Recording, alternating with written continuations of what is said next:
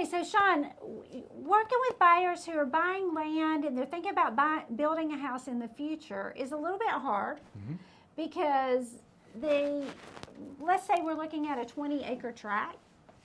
What are some of the things that they want to know up front? So they want to know the property lines, where exactly they are. Right.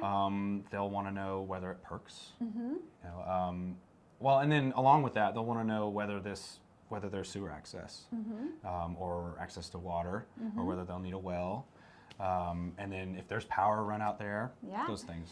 So let's take those down a little bit one at a time. So let's say I'm looking at a tract of land and there is a survey that is about 10 years old.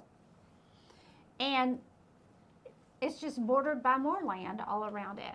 How can they find out where the lines are? So they can contact a surveyor to remark the property based on that. And as part of the offer, you could ask the seller to do that. Right. Because sometimes the seller knows where it is and can find the pins and things like that.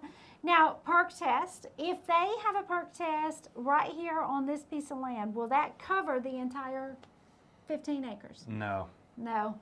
That's where it starts getting a little bit trickier because the PERC test needs to be within a certain distance from the actual house. Right.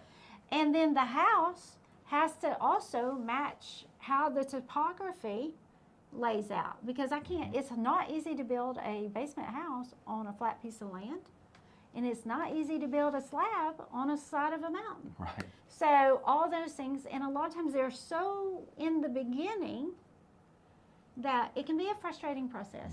Do we have any tips? Well, have patience. Patience. And another thing that you can do is understand if you figure out your house plans, then you can buy the land that matches. There's a big difference in wanting to get something done within a year versus 20 years.